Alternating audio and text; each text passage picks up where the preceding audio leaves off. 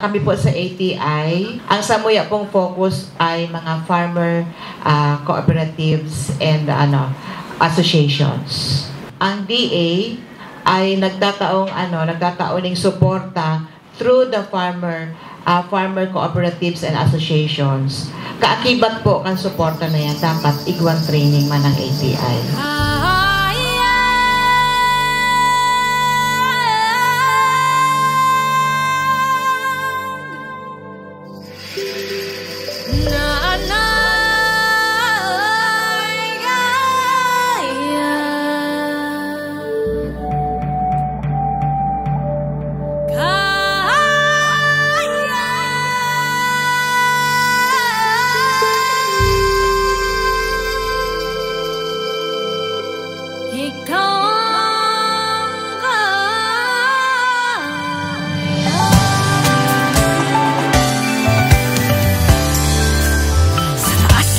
Paglalakbay mo, ika'y natakot at napagod na.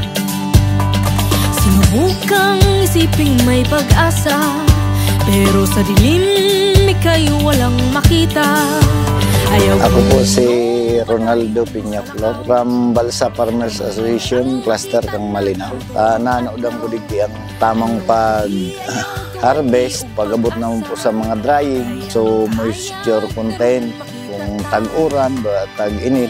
Sa storage naman, so proper kang bago i-store ang mga paroy na alang na, tapos sa mga machinery.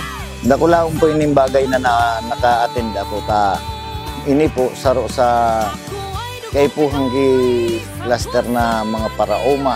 Individually, dapat na araman po yun. Naiiwasan na po sa mga losses. Then, siyempre, pag kulang ang losses, dagdag kita. Ako po si Lia Borlagkatan, presidente po kang Buga na Bunton Farmer Association.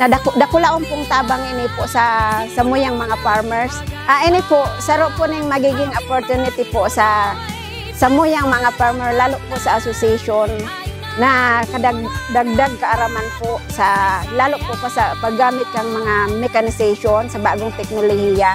And sa pag-adapt po sa climate change po, na dagdag kaaraman po sa samuyang mga local farmer. Ako si Cherry Ann Emilio Frio, Chairman Can Pulangi Farmers Agriculture Cooperative o PFAC.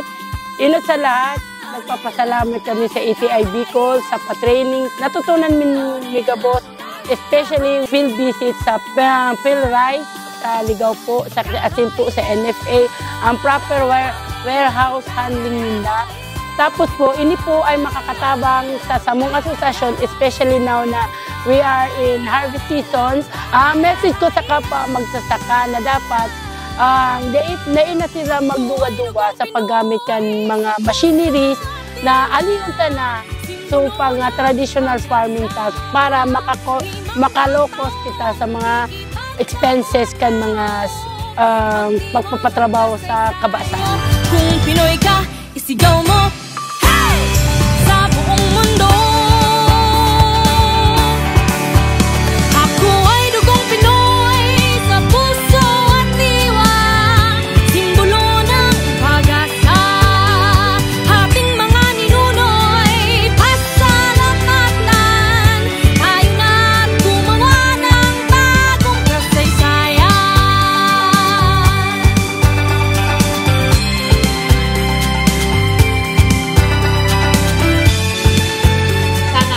Nila dito kaya kamo na undikti dahil nga ni business ang farming, nagkukuha ka mo ni additional na kapital para magamit nito sa itong pagbalik sa itong community, sa itong mga uman.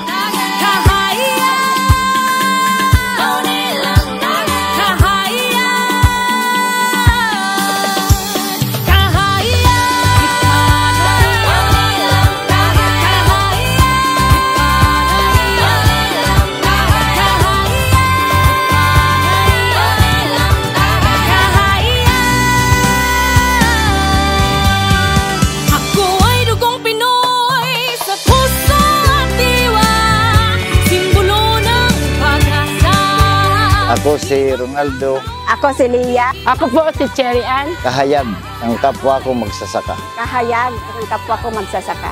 kahayag ang kapwa ko magsasaka.